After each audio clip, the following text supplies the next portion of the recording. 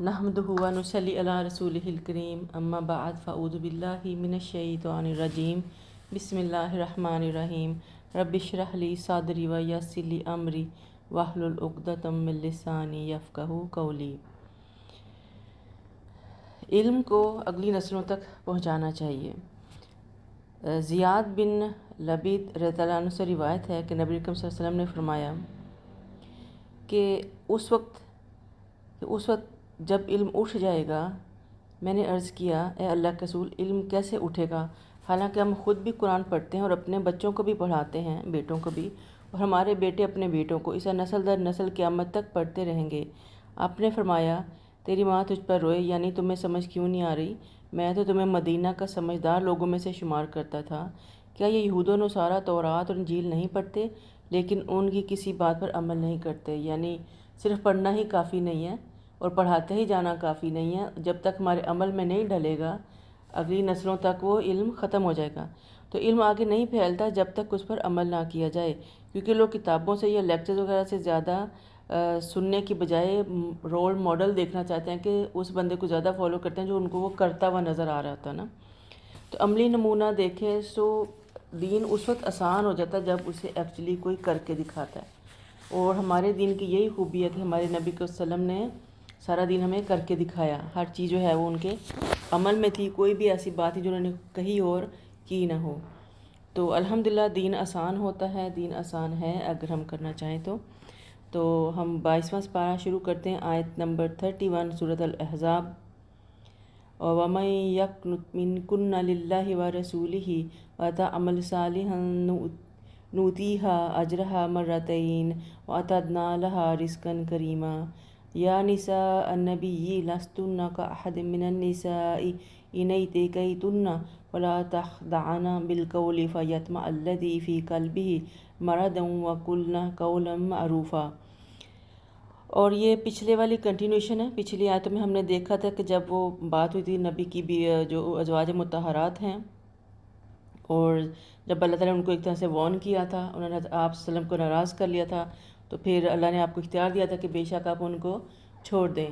تو پھر جب آپ ان کے پاس گئے تو سب نے جو ہے وہ جو ایکسکیوز بھی کیا اور آپ کے ساتھ ہی رہنے پہ جو ہے وہ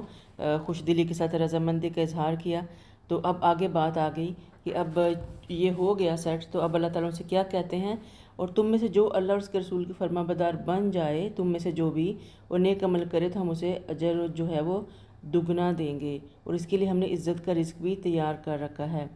چونکہ آپ کے ازواج کا مقام بہت بلند ہے، لہٰذا گناہوں کے وبال بھی دگنے ہوں گے اور نیکیوں کا اجر بھی دگنا ہوگا۔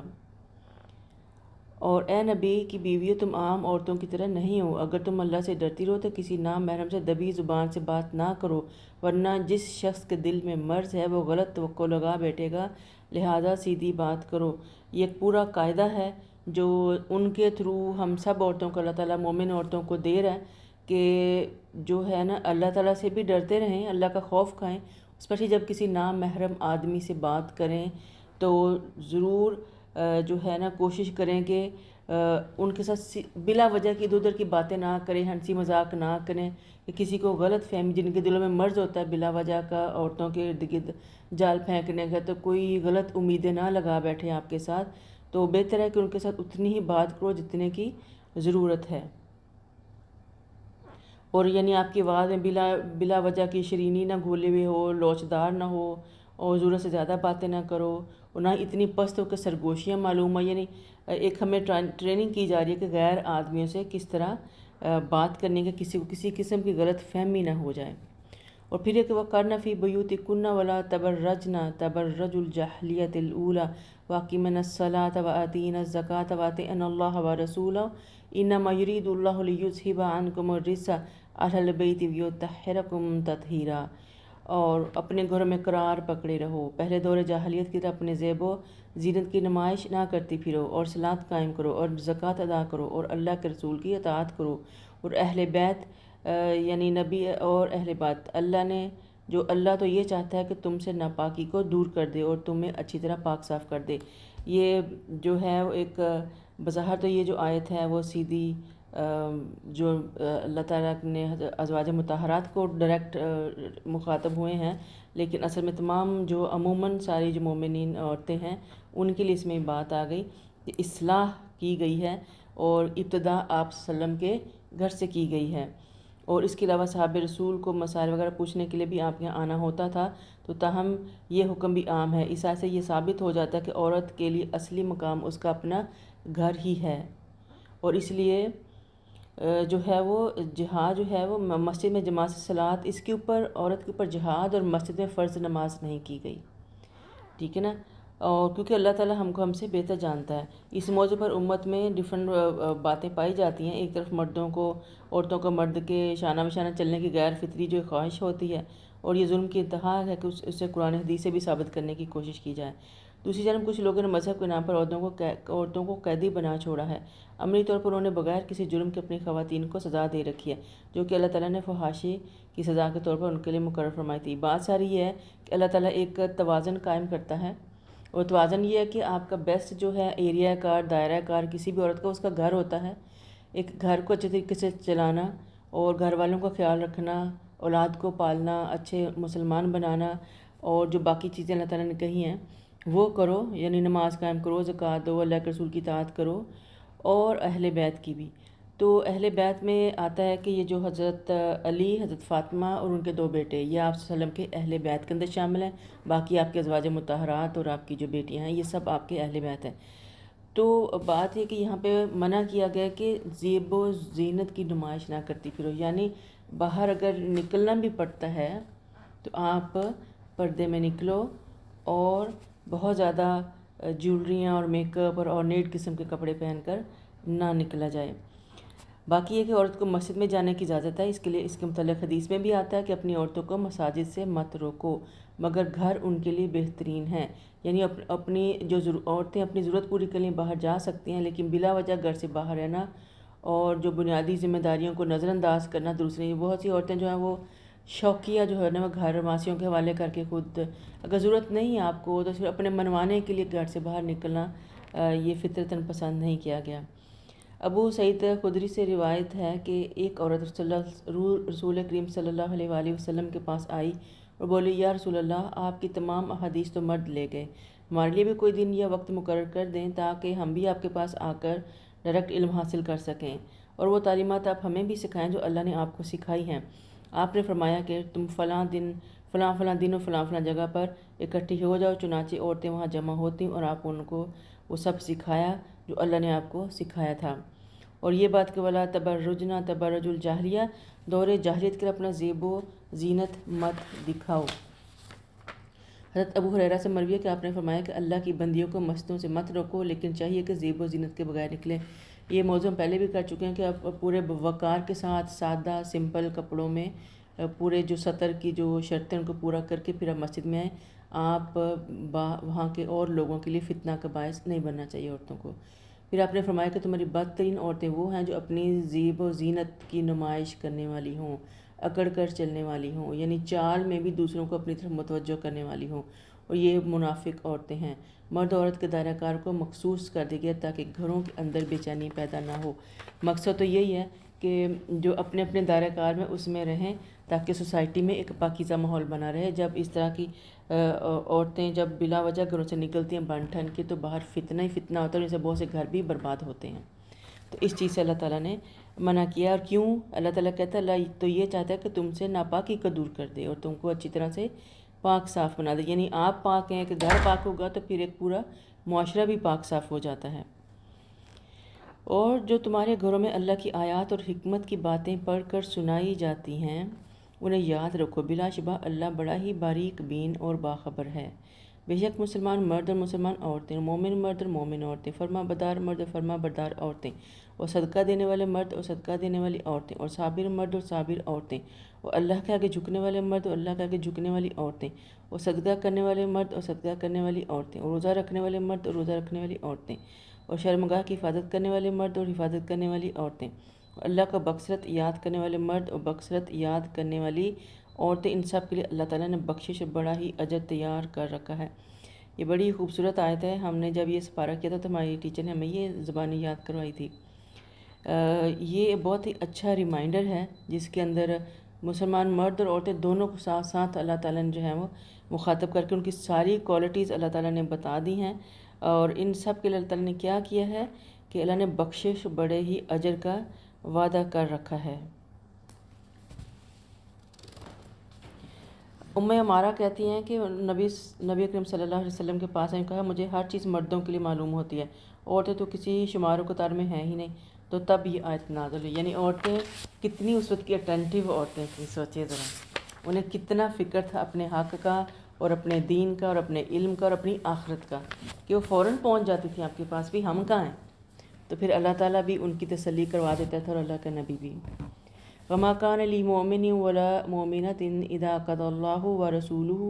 أمرا أن يكون لهم الخيارة من أمرهم ومن يعص الله ورسوله فقد ضل ضلالا مبينا۔ کسی مومن مرد اور مومن عورت کو حق نہیں کہ جب اللہ اور اس کا رسول کسی کام کا فیصلہ کر دے تو ان کے لیے اپنے معاملے میں کچھ اختیار باقی رہ جائے۔ جو اللہ کے رسول کی نافرمانی کرے تو یقیناً سری گمراہی میں جا پڑا۔ اب بظاہر تو یہی لگ رہا ہے، لیکن اس کے پیچھے تھوڑا سا بیک گراؤنڈ یہ ہے کہ حضرت زید بن حارثہ نے پیچھے پڑا، وہ آپ نبی اکرم صلی اللہ علیہ وسلم کے آزاد کردہ غلام تھے۔ یہ بچپن میں آپ کے پاس آئے تھے اور پھر بعد میں ان کے پیرنٹس کا پتہ بھی چل گیا تھا، وہ آئے بھی تھے لینے، وہ کسی اچھے خاندان کے بچے تھے، لیکن وہ آپ صلی اللہ علیہ وسلم سے اتنی محبت کرنے لگے کہ انہوں نے واپس جانے سے انکار کر دیا، انہوں نے کہا میں آپ کے ساتھ ہی رہوں گا۔ تو وہ آپ کے پاس ہی تھے، تو آپ نے پھر ان کو آزاد کر دیا اور غلامی سے نکال کے ان کو سمجھو اپنا بیٹا بنا لیا۔ تو لوگوں نے بھی ان کو زید بن محمد کہنے لگے۔ پھر آپ وسلم نے ان کے لیے جو ہے وہ اپنی پھوپھی زاد بہن حضرت زینب بن جہش کا رشتہ طلب کیا، چونکہ آپ تو ان کو وہ عزت و مقام دے رہے تھے نا جو کسی بیٹے کا ہوتا ہے،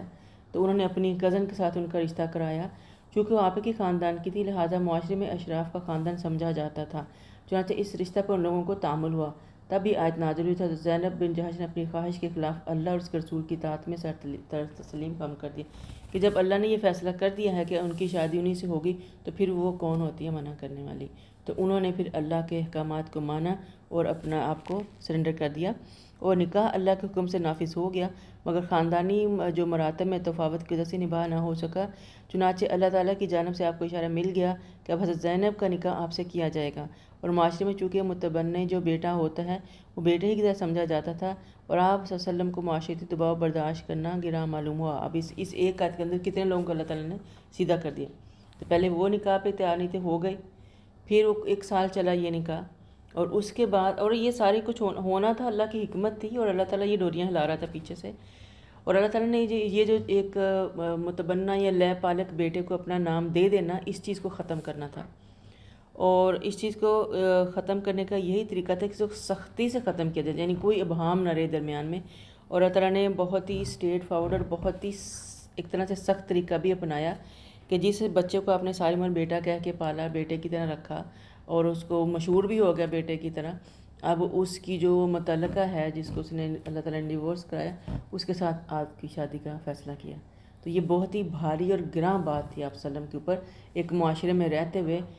کہ وہ لوگوں کا سامنا کیسے کریں گے، کہ بھئی آپ کو پتہ ہے لوگ کیسی کیسی باتیں کر سکتے ہیں اور آج بھی کر سکتے ہیں۔ تو ان کے دل میں تھوڑی سی گرانی تھی، اور انہیں اس بات کا ڈر تھا کہ کہیں جو ہے وہ اگر انہوں نے طلاق دے دی اور میرے سے بھی شادی کرنی پڑے گی، تو وہ اس چیز کو اوائڈ کرنا چاہتے تھے آپ صلی اللہ علیہ وسلم بھی۔ اور جب آپ اس شخص کو جس پر اللہ نے احسان کیا، اور آپ نے بھی کہہ رہے تھے اپنی بیوی کو اپنے پاس رکھو اور اللہ سے ڈرو، اور آپ ایسی بات اپنے دل میں چھپا رہے تھے جسے اللہ ظاہر کرنا چاہتا تھا، آپ لوگوں سے ڈر رہے تھے، حالانکہ اللہ زیادہ حقدار ہے کہ آپ اس سے ڈریں۔ دیکھیں ذرا اللہ کے آپ صلی اللہ علیہ وسلم کو اللہ تعالیٰ خود کہہ رہے ہیں کہ میں تو سب کچھ جانتا ہوں، آپ حضرت سے کہتے کہ نہیں تم نباہ کر کے رکھو، کوئی بات نہیں، ہوتا نا کہ بھئی رشتہ بنا کے رکھو، تو اللہ تعالیٰ کہہ رہے ہیں کہ تم اس کو تو کہہ رہے بنا کے رکھو، اس سے لوگوں سے نہیں ڈرو، مجھ سے ڈرو، میرا زیادہ حق ہے کہ میرے سے ڈرا جائے۔ تو اس کے بعد پھر جب زید اس عورت سے اپنی حاجت پوری کر چکا تو ہم نے آپ سے اس کا نکاح کر دیا، یعنی اللہ تعالیٰ نے ان کی پھر ظاہر طلاق ہو گئی، عدت ہو گئی، تو اللہ تعالیٰ نے آپ سے ان کا نکاح کر دیا تاکہ مومنوں پر ان کے منہ بولے بیٹوں کی بیویوں کے بارے میں تنگی نہ ہو جب وہ ان سے حاجت پوری کر چکے ہیں اور اللہ کا حکم ہو کر رہنے والا ہے۔ حضرت عائشہ کہتی ہیں کہ اگر آپ صلی اللہ علیہ وسلم سے وہی کچھ چھپانے والے ہوتے تو آپ اس آیت کو ضرور چھپاتے۔ حضرت انس کہتے ہیں ام المومنین زینب رضی اللہ عنہا آپ کی سب بیویوں پر فخر کیا کرتی تھیں اور عذرائے تشکر کہتی تھیں کہ تمہارا نکاح تو تمہارے عزیزوں نے کیا اور میرا نکاح اللہ تعالیٰ نے 7ویں آسمان پر کیا۔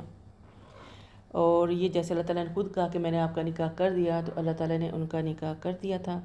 اور پھر ان کے پاس کوئی چارہ نہیں تھا اس بات پر کہ اللہ تعالیٰ کے احکامات کو ایکسیپٹ کریں، اور وہ تو کرتے ہی تھے۔ جو بات اللہ نے نبی کے لیے مقرر کی، اس میں کوئی نبی پر کوئی تنگی نہیں، یہی اللہ کی سنت ہے جو پہلے گزر چکے ہیں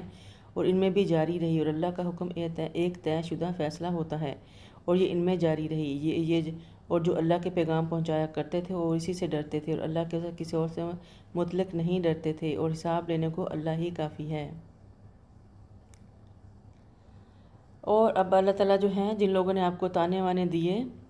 جب انہوں نے نبی اکرم صلی اللہ علیہ وسلم نے زینب سے شادی کر لی تو لوگ کہنے لگے کہ اپنے بیٹی کی بیوی سے شادی کر لی ہے، تو اللہ تعالیٰ نے پھر یہ آیت نازل کی کہ ما کان محمد ابا احد من رجالکم ولکن رسول اللہ وخاتم النبیین وکان اللہ بکل شیء علیما۔ محمد تمہارے مردوں میں سے کسی کے باپ نہیں ہے بلکہ وہ اللہ کے رسول اور خاتم النبیین ہیں، اور اللہ تعالیٰ ہر چیز کو خوب جاننے والا ہے۔ اے ایمان والو، اللہ کو بکثرت یاد کیا کرو اور صبح شام اس کی تسبیح کیا کرو، وہی ہے جو تم پر رحمت نازل فرماتا ہے اور اس کے فرشتے بھی تمہارے لیے دعائے مغفرت کرتے ہیں تاکہ تمہیں اندھیروں سے نکال کر روشنی کی طرف لے جایا جائے، اور اللہ مومنوں پر بڑا ہی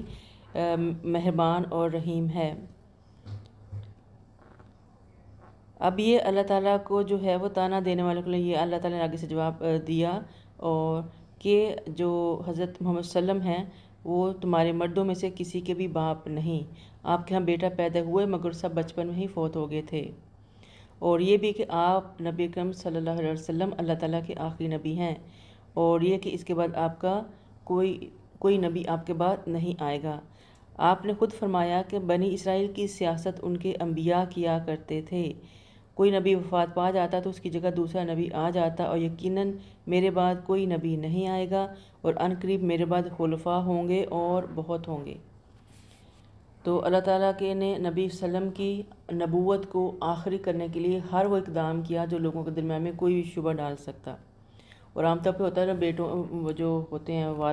والد اس کے بیٹے کو آگے خود بخود جو ہے وہ رتبے مل جاتے ہیں، تو اللہ تعالیٰ نے آپ کے اپنے بچے بیٹے دیے اور ان کو واپس لے لیا بچپن میں ہی، اور ان کو جنہوں نے آپ نے بیٹا بنایا تھا اللہ تعالیٰ نے وہ بھی ثابت کر دیا دنیا پہ کہ وہ آپ کا اصلی بیٹا نہیں ہے۔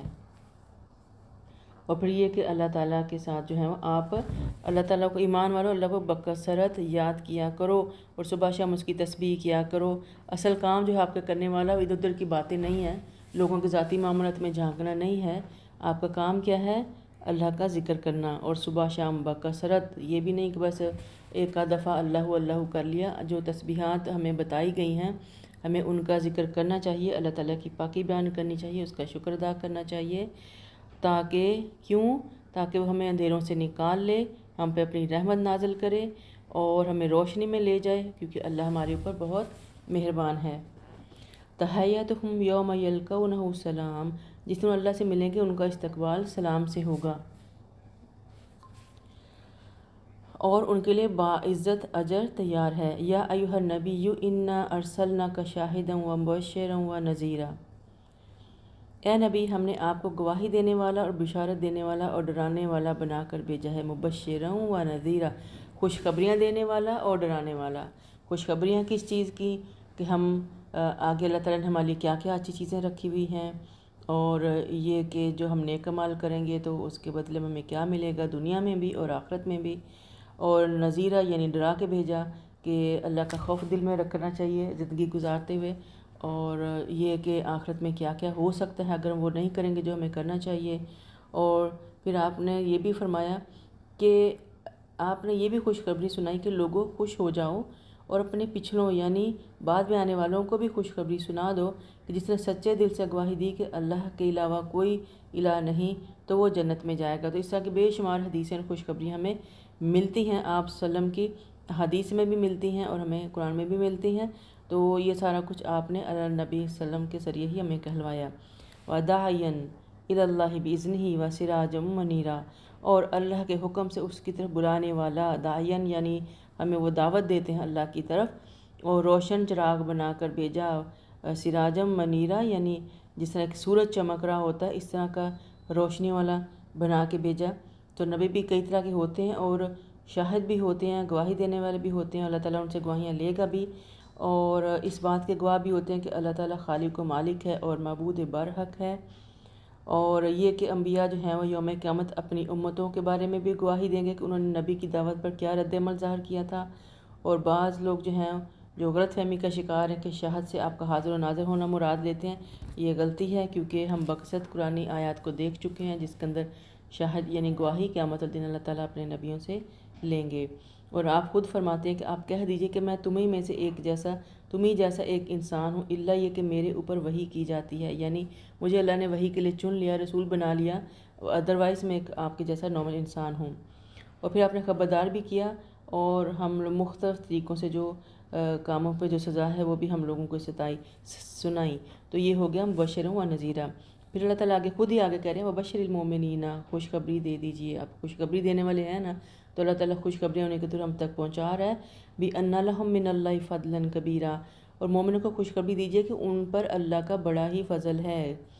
कौन सा फ़ज़ल है? हज़रत अब्दुल्लाह इब्न उमर कहते हैं कि आप नबी अकरम सल्लल्लाहु अलैहि वसल्लम ने फरमाया, गुज़श्ता अक़वाम यानी यहूद व नसारा के मुकाबले में तुम्हारा ज़माना ऐसा जैसे असर से गुरूब शम्स का वक्त।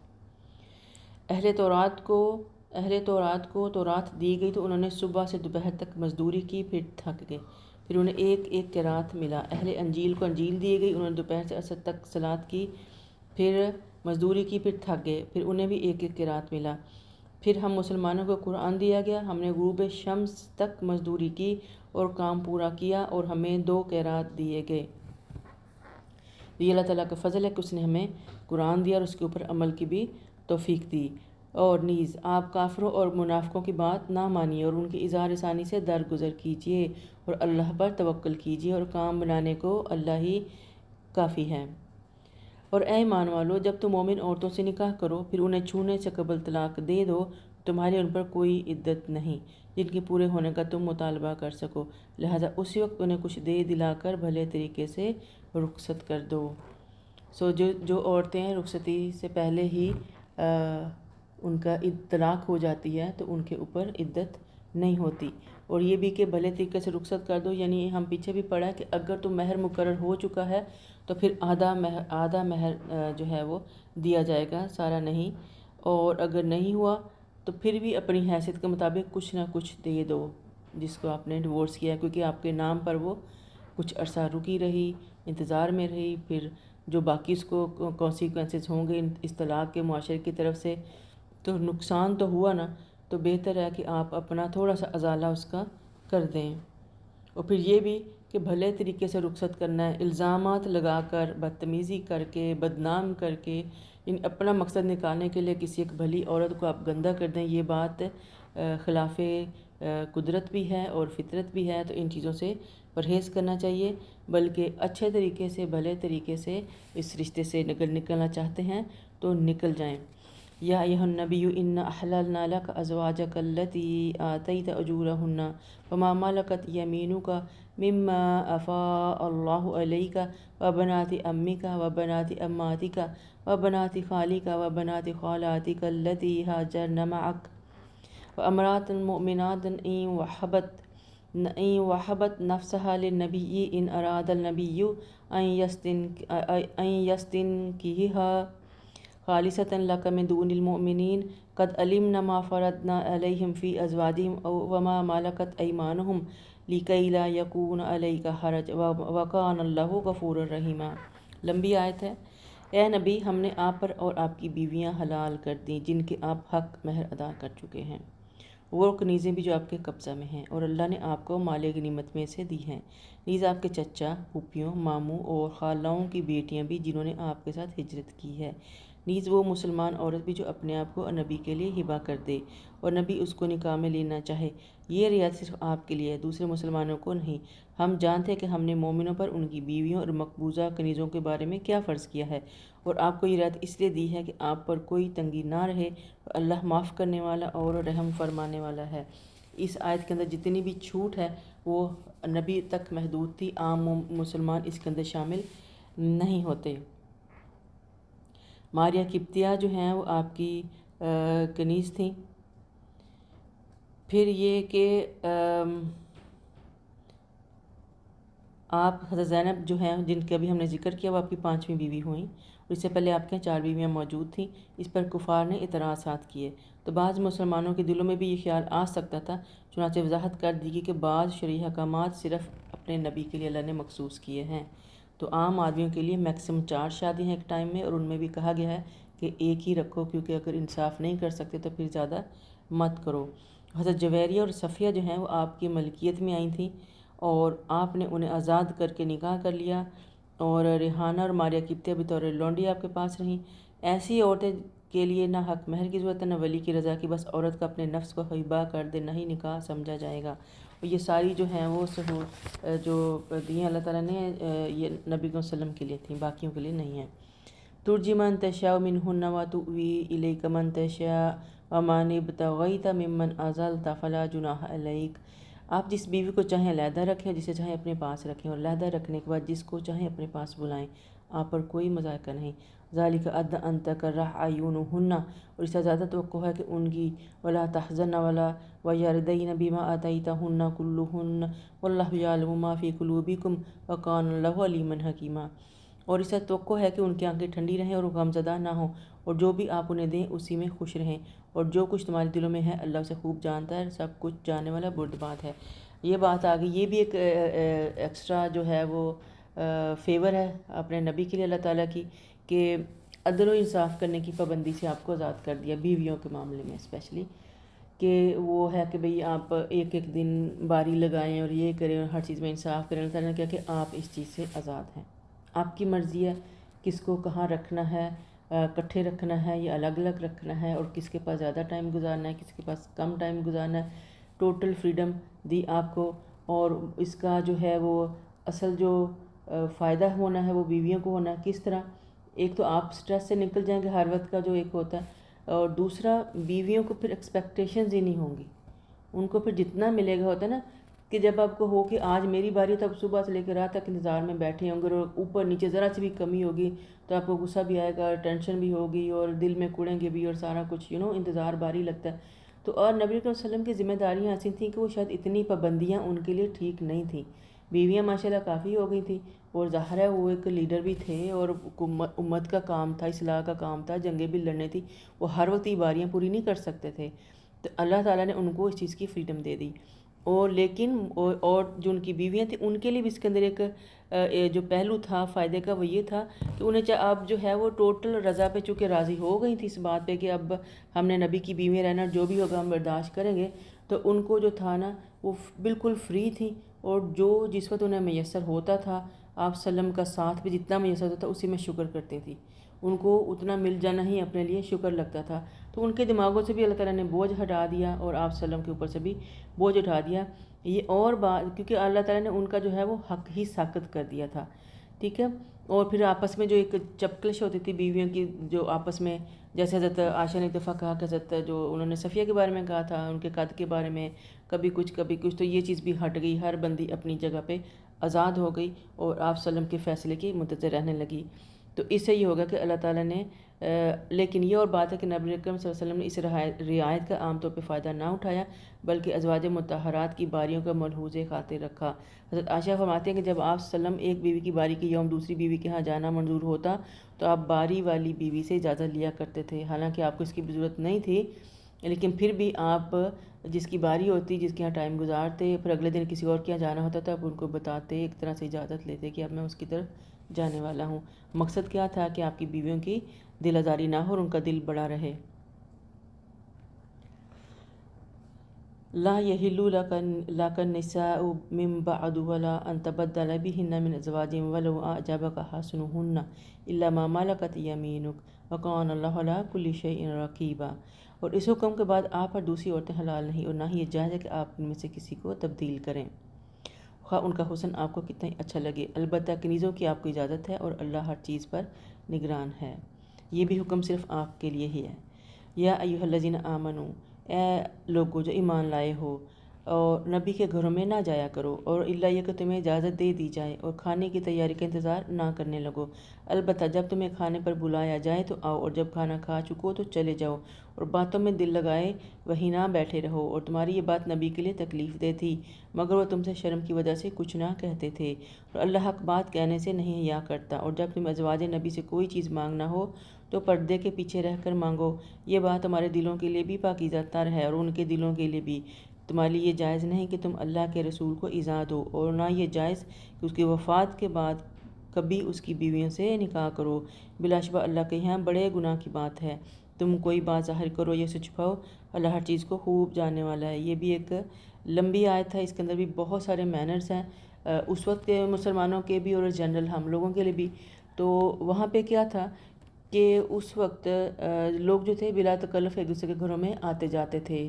اور آپ کو پتہ ہے اس وقت زمانوں میں پردے وغیرہ بھی، اتنے دروازے وغیرہ بھی نہیں ہوتے تھے، لاکس بھی نہیں ہوتے تھے، تو ایزی تھا آنا جانا۔ اور عورتوں اور بچوں سے صاحب خانہ کے متعلق پوچھ لیتے، یعنی کس سے پوچھ لیتے کہ صاحب کہاں ہے گھر والا۔ تو اس کے بعد ہوتا ہے کہ ایک سال بعد یہ حکم عام، پہلے تو یہ خاص طور پر نبی کے فیملی کے لیے آیا تھا، پھر عام مسلمانوں کے لیے بھی یہ حکم آ گیا کہ آپ جو ہیں وہ بلا وجہ بلا تکلف بغیر اجازت کسی کے گھر میں نہیں جائیں گے۔ اور پھر یہ بھی کہ عین کھانے پر کسی کے یہاں پہنچنا مناسب نہیں، جب آپ کو پتہ یہ لنچ کا ٹائم ہے یا رات کے کھانے کا ٹائم ہے، تو یہ فیملی کا اپنا ٹائم ہے، تو اسے ایسے وقتوں کو، اوقات کو ان جنرل اوائڈ کرنا چاہیے کسی کے گھر میں، تاکہ کسی کو تکلفاً آپ کو روکنا نہ پڑے، اور بلا وجہ نہیں جانا چاہیے، کسی کو تکلیف نہیں دینی چاہیے۔ اور پھر یہ بھی کہ حضرت انس سے روایت ہے کہ آپ نے فرمایا جب حضرت زینب بن جہش سے نکاح کے سلسلہ میں ولیمہ کیا تو کھانے کے بعد آپ صلی اللہ علیہ وسلم نے اٹھنے کا ارادہ کیا، کچھ لوگ ایسے بیٹھے کہ اٹھنے کا نام ہی نہ لیا، ویسے جب آپ اٹھے تو لوگ بھی اٹھ کر چلے گئے، مگر تین پھر بھی مزید بیٹھنے کے بعد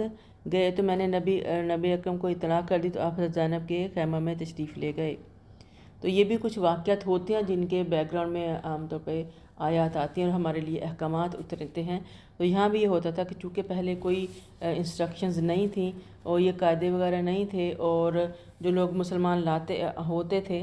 وہ آپ صلی اللہ علیہ وسلم کے ارد گرد بہت سارا ٹائم گزارتے تھے، تو انہیں یہ مینرز نہیں تھے۔ تو ایسا ہی واقع ولیمہ کی دعوت تھی، آپ نے بلایا ہوا تھا لوگوں کو، کھلایا پلایا، تو اب جب کام ہو گیا، کھا لیا پی لیا، تو اصولاً ان کا چلے جانا بنتا تھا، لیکن ہوتا ہے کچھ لوگ جو ہیں وہ بیٹھے رہ جاتے ہیں۔ آپ صلی اللہ علیہ وسلم اٹھ بھی گئے وہاں سے، کافی دیر انتظار کرتے کہ لوگ جانا شروع کریں،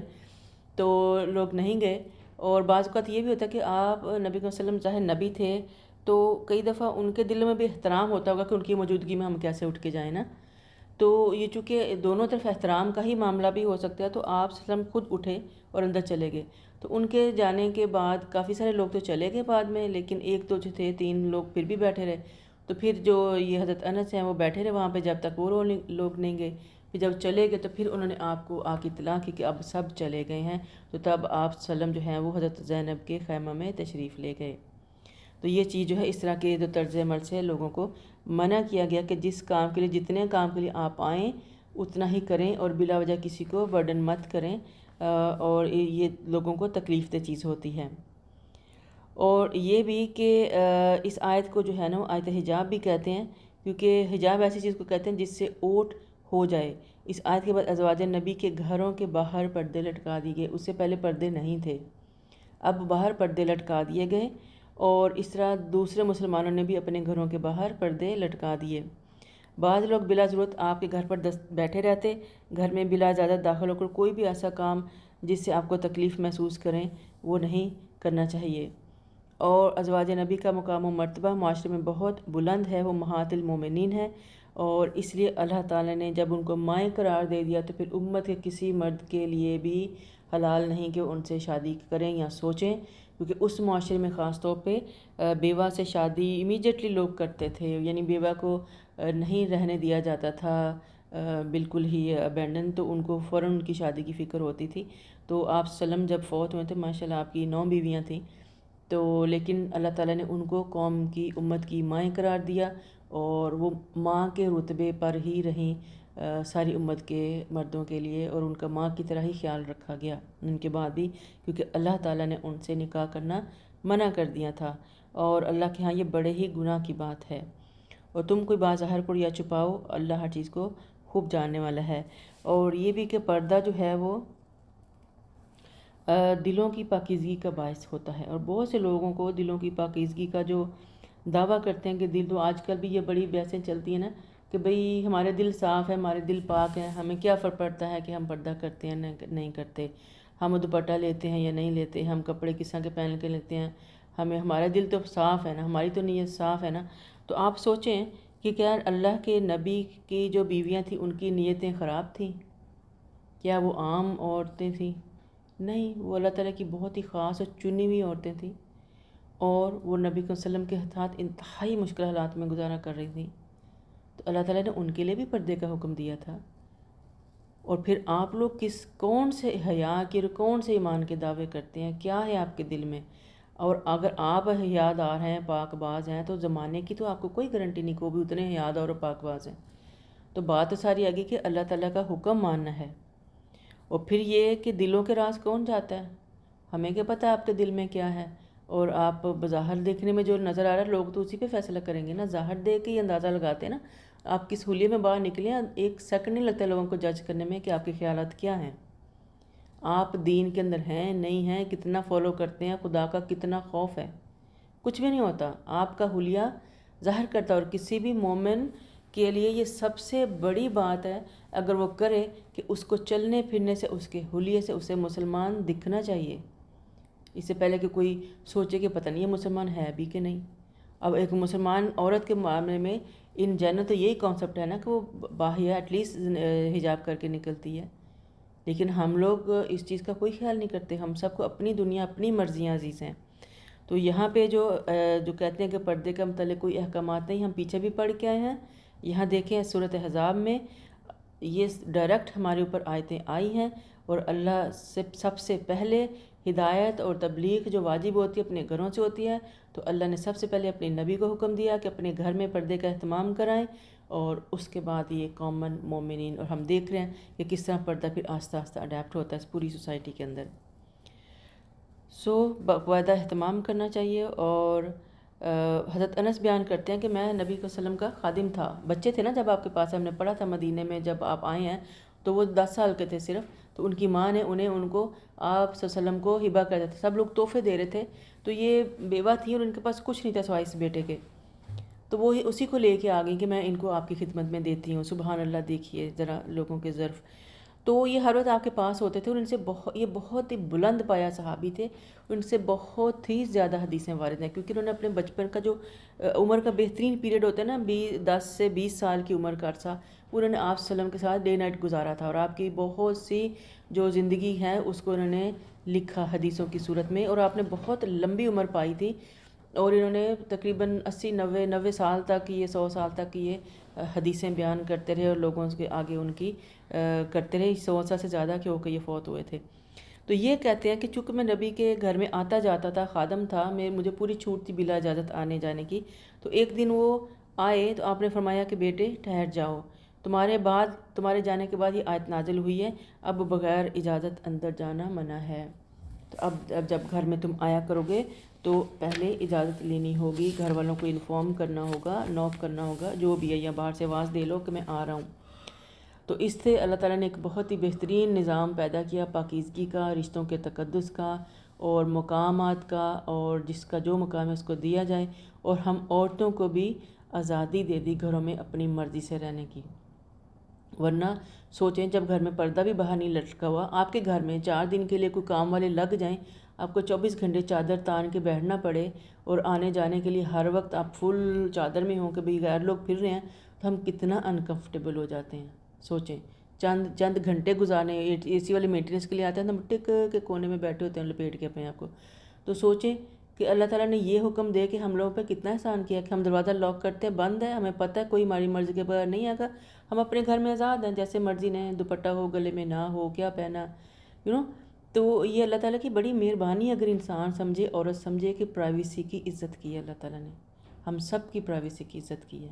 اور ایک خاندان جو ہوتا ہے اس کی پرائیویسی کی عزت کی ہے۔ فیملی ایز اپنے گھر میں کیا کھا رہے ہیں، کیا پی رہے ہیں، کیسے جی رہے ہیں، اچھے ہیں برے ہیں، وہ آپس کا معاملہ ہے۔ لوگ کیوں بلا اجازت آپ کے معاملات میں آئیں، دیکھیں، باتیں کریں آپ کے متعلق باہر جا کے؟ تو اللہ تعالیٰ نے ایک پاکیزہ معاشرے کے لیے ایک بہترین نظام دیا ہمیں۔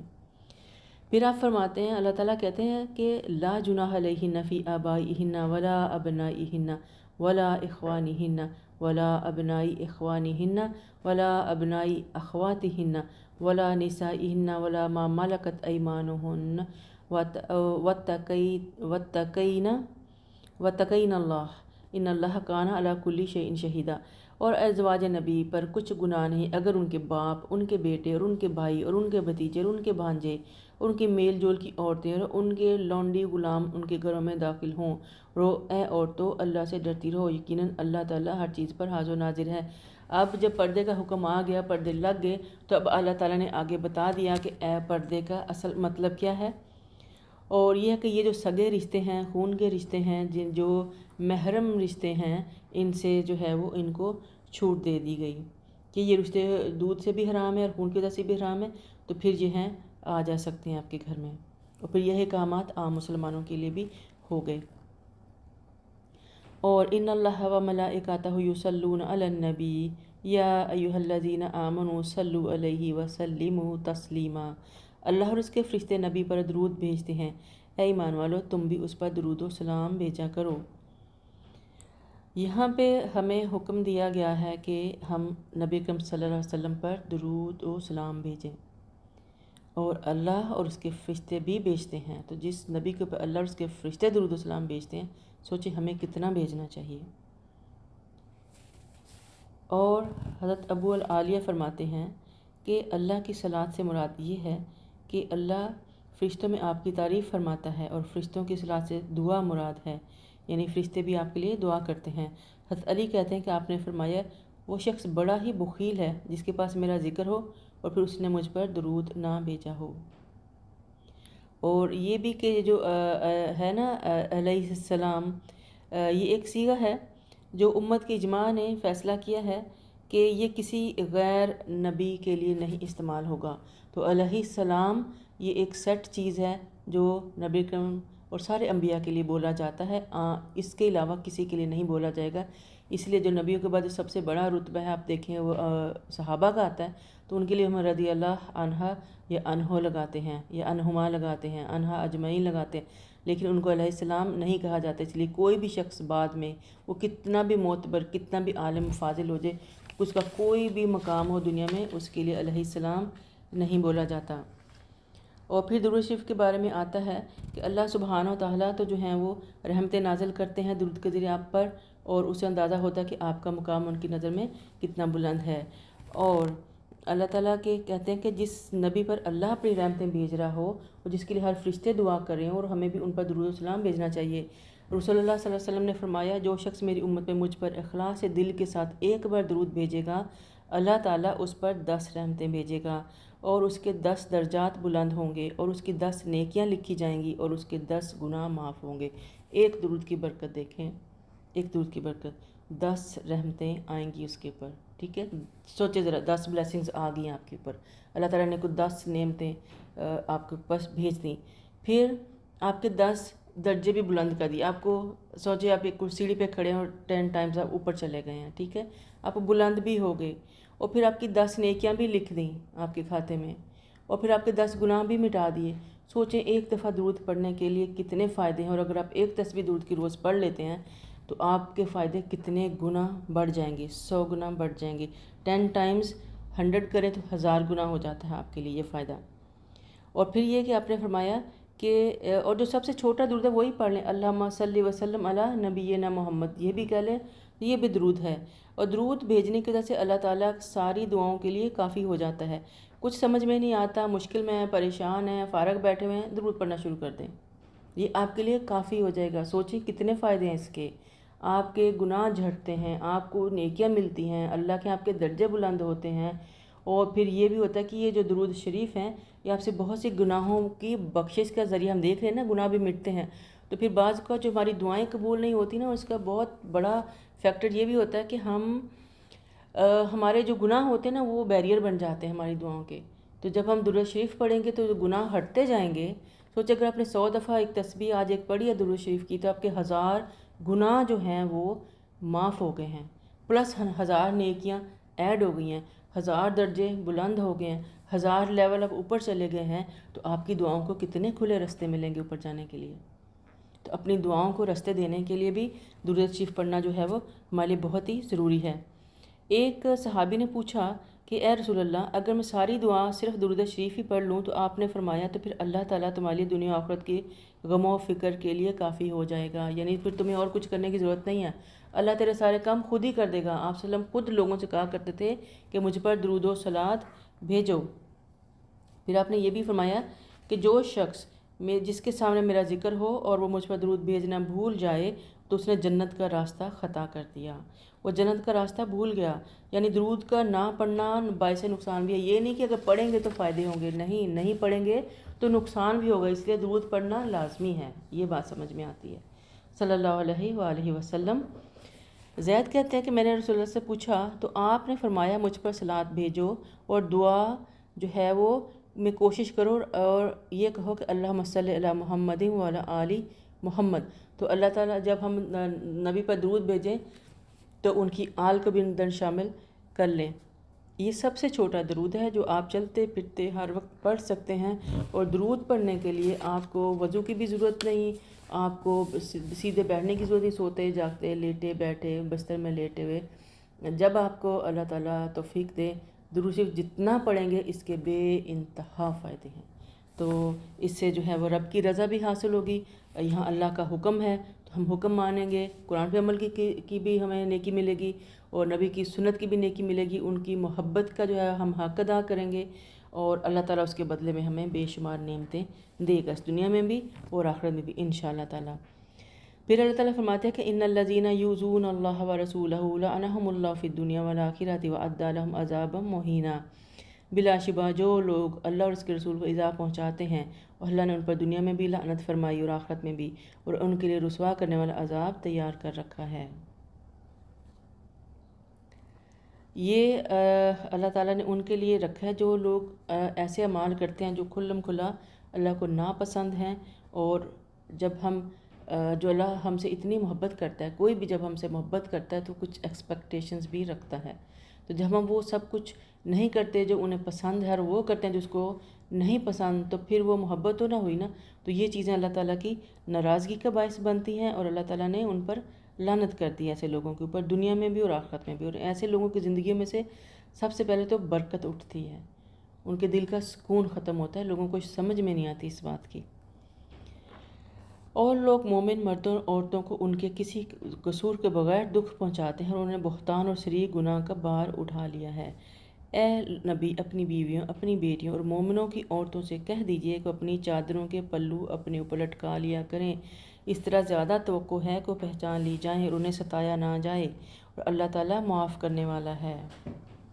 اب دیکھیے یہاں پہ پھر آ گیا، لوگ کہتے ہیں نا کہ وہ حکم تو صرف نبی کی بیویوں کے لیے تھا، اب یہ حکم کے اندر صاف آ گیا نا وَنِسَاءُ الْمُؤْمِنِينَ، مومنوں کی عورتیں بھی۔ تو اگر آپ اپنے آپ کو مومن سمجھتے ہیں تو ہم اس کے اندر کیوں نہیں پاتے اپنے آپ کو؟ اللہ تعالیٰ نے ڈائریکٹ قرآن میں کیا کہا کہ اپنی بیویوں، بیٹیوں اور مومنوں کی عورتوں سے کہہ دیجئے کہ اپنی چادروں کے پلو اپنے اوپر لٹکا لیا کریں، یعنی اپنے آپ کو پوری طرح کور کر کے نکلیں تاکہ وہ پہچان لی جائیں۔ کیوں پہچان لی جائیں؟ کہ وہ ایک باعزت گھر کی عورتیں ہیں، پردہ کر کے نکلنا عزت کا باعث ہے، پاکیزگی کا باعث ہے، اور تاکہ وہ ستایا نہ جائے، تاکہ سب کو پتہ چل جائے کہ یہ جو عورت ہے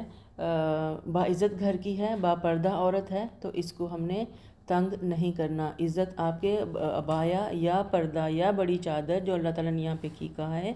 اس سے چونکہ عبایا وغیرہ نہیں تھے، اور ان جنرل کپڑے بھی سادہ ہوتے تھے لوگوں کے، تو اس کے اوپر سے ایک سادہ کپڑے سے آپ نے ایک اوپر سے ڈال لی چادر تو آپ کے لیے کافی ہو جاتی تھی۔ آج کل اندر سے ہمارے کپڑے ایسے نہیں ہوتے کہ ایک خالی سمپل چادر اس کو پوری طرح کور کر دے، ہمارے پاجامے انتہائی تنگ ہوتے ہیں، ہماری قمیضیں تنگ ہوتی ہیں، ہمارے ٹخنے نظر آ رہے ہوتے ہیں، پورا فگر ایکسپوز ہو رہا ہوتا ہے، پھر موتی تارے بھی لگے ہوئے ہوتے ہیں ان کے اوپر، تو ایک خالی چادر جو ہے وہ ہلتی جلتی جو ہے وہ کور نہیں کرتی. تو اللہ تعالیٰ نے یہ جو ہے ایک وقت کے ساتھ ساتھ عبایا جو ہے وہ ایک ریفائنڈ قسم کی شکل آ گئی اس کی، لیکن مقصد یہاں پہ عبایا نہیں، مقصد ہے پردہ کرنا. وہ جو بھی جس کو ٹھیک لگے اس کے ذریعے سے کرنا چاہیے. اور جب عورتیں پردہ کر کے نکلتی ہیں تو وہ خاندانی شمار ہوتی ہیں. اور ہم دیکھیں گے ایون تو ہمارے کلچر میں پچھلے کچھ جو ہیں ہم جا کے دیکھیں کلچر مسلمانوں کے، تو جتنا بڑا خاندان ہوتا تھا اتنا ہی عورتیں گھر سے کم نکلتی تھیں. اور ہمارے اپنے گھر کی میں بات کرتی ہوں، جب تک ہمارے والد حیات تھے، ہم جہاں رہتے تھے، ہمارے گھر میں ہر سودا سبزی ہر چیز گھر آتی تھی، ہمیں اجازت ہی نہیں تھی باہر نکلنے کی، کبھی بھی نہیں نکلے تھے. کیونکہ یہ بڑے ہی شرم کی بات تھی کہ اس گھر کی کوئی عورت بازار میں جائے. لوگ شرم کرتے تھے کہ اتنا عزت دار گھر ہے، ان کی عورتوں کو کیوں آنا پڑا. ہماری ماں نے کبھی بازار کی شکل نہیں دیکھی تھی جب تک کہ ہمارے والد زندہ تھے.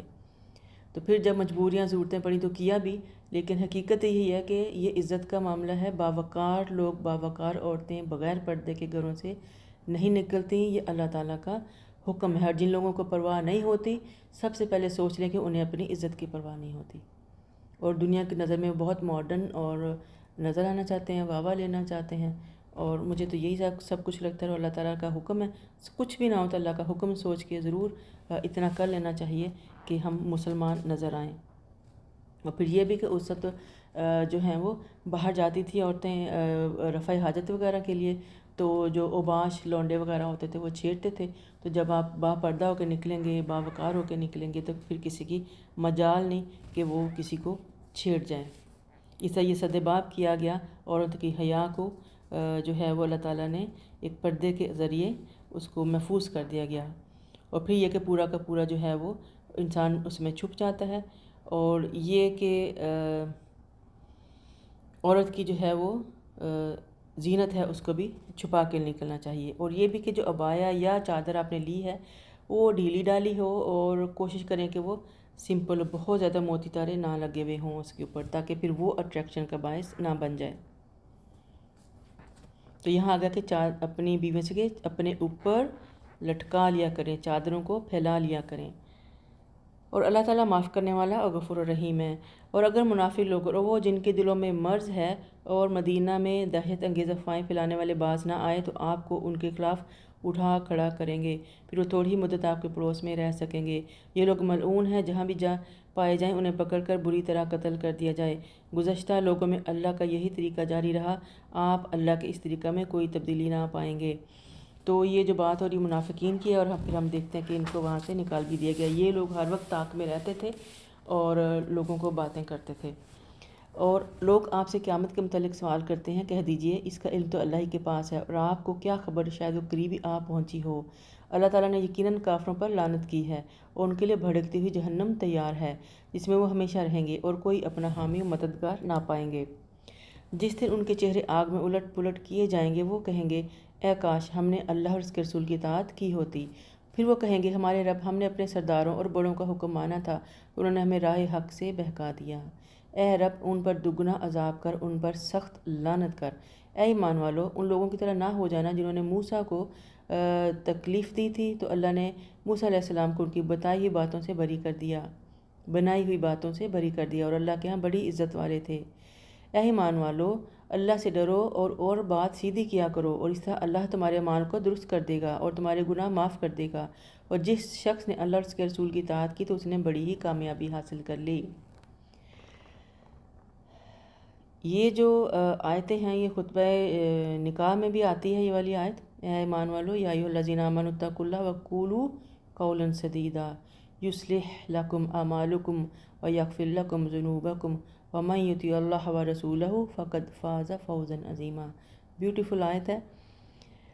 تو اس میں کہا یہی گیا کہ آپس میں سیدھی بات کیا، گھما پھرا کے باتیں، چھپا کے باتیں، جھوٹ باتیں نہیں کرنی، فریب نہیں دینا کسی کو، باتوں میں الجھا کے اپنا مقصد نہیں نکالنا کسی کے ساتھ، اور کسی کو غلط فہمی کا شکار کر کے اپنا مطلب نکلوا لینا، کوئی چیز بیچ لینا، اپنے معاملے میں ہموار کر لینا یا غلط رنگ دینا چیزوں کو، یہ اللہ تعالیٰ کو پسند نہیں. بات سیدھی اسٹریٹ فارورڈ ہونی چاہیے، لیکن دھیمے طریقے سے، مناسب طریقے سے. وہ جو لڑکے اور منہ پھٹ قسم کے لوگ ہوتے ہیں، ان کے پاس ایک بڑی حجت ہوتی ہے، جی ہم تو سیدھی بات کرتے ہیں، کسی کو پسند آئے نہ آئے. ہم نے تو سچ بولا، سچ تو کڑوا ہی ہوتا ہے. کیوں بھائی سچ کڑوا کیوں ہے؟ ہم نے جس طرح بتاتے ہیں تب سچ کڑوا لگتا ہے. آپ اچھے طریقے سے بھلے طریقے سے بات کسی کے سامنے رکھے ہیں تو وہ کیوں کڑوی لگے گی کسی کو؟ اب اللہ تعالیٰ کہہ رہے ہیں اے ایمان والو، کتنے پیار سے کہہ رہے ہیں، تو ہم یہ کیوں نہیں کہہ سکتے کسی کو؟ کسی کے سر پہ ڈنڈے کیوں برساتے ہیں چاہے وہ کتنا ہی سچ ہے؟ آپ کا طریقہ اس کو سچ بنائے گا. تو اگر آپ، اور یہاں پہ جو اوپر ہے کہ سیدھی بات کو ٹیڑھی میڑھی نہ کرو، تو جب ہم ٹیڑھی بات کرنے کے لیے اتنی گھما پھرا سکتے ہیں چیزوں کو، تو سچی بات کرنے کے لیے کیوں نہیں کر سکتے ہم؟ تو بات تو ساری ہمارے طریقے کی، ہماری نیت کی آگی. تو اللہ تعالیٰ کہہ رہے ہیں سیدھی بات کرو. اور اسپیشلی جب نئے رشتے بن رہے ہوں تو تب کتنا امپورٹنٹ ہوتا ہے کہ سیدھی باتیں کی جائیں. جب جو باتیں چھپائی جاتی ہیں اور پھر جب وہ بعد میں پتہ چلتی ہیں تو پھر رشتے بچانا مشکل ہو جاتا ہے. اور بہت دفعہ ایسا ہی ہوتا ہے، اور ہم اکثر بھگتتے ہیں ان چیزوں کو. بدگمانیاں ہو جاتی ہیں اور اعتبار اٹھ جاتا ہے کہ ابھی تک اتنی باتیں چھپائی گئی ہیں اور کل کو پتہ نہیں کیا کیا نکلے گا، تو بہتر ہے اس رشتے سے ہی پیچھے ہٹ جاؤ. اور ایسا ہوتا ہے. تو اللہ تعالیٰ صاف کہہ رہے ہیں ایمان والو، اللہ سے ڈرو اور بات سیدھی کیا کرو، سیدھی بات. اور یہ ایک حصہ تمہارے اللہ تعالیٰ، اور اگر تم یہ کرتے ہو تو اس کے بدلے میں اللہ تعالیٰ پھر کیا کرے گا؟ ہمارے مال درست کر دے گا، ہماری غلطیاں کوتاہیاں ہمیں سیدھی راہ دکھا دے گا، ہمارے غلطیوں کو امکان کم ہو جائیں گے اور ہم اچھی بات کریں گے. پھر ساتھ میں اللہ تعالیٰ کہتا ہے میں تمہارے گناہ بھی معاف کر دوں گا. یہ ایک اور فائدہ. اور جس شخص نے اللہ سے رسول کی اطاعت کی تو اس نے بڑی کامیابی حاصل کر لی. اگر ہم سیدھی بات کریں گے تو اصل میں ہم کیا کر رہے ہیں؟ اللہ اور اس کے رسول کی اطاعت. اور اس کے بعد ہمیں کیا ملے گا؟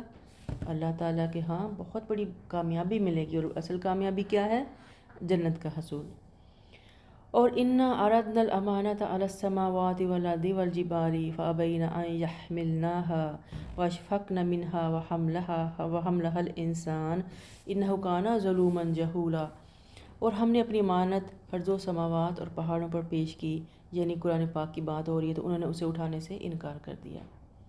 اور اس سے ڈر گئے، مگر انسان نے اسے اٹھا لیا، یقیناً وہ بڑا ہی ظالم اور جاہل ہے. یہ مبالغے کا صیغہ ہے. ظلوماً جہولا یعنی دونوں مبالغے کے صیغے ہیں، یعنی ظالم اور بہت، یعنی بہت ظالم، بہت ہی بیوقوف، جاہل. یعنی اس کو اندازہ ہی نہیں ہوا کہ قرآن کے احکامات، یہ اللہ کی کتاب کتنی بھاری چیز ہے.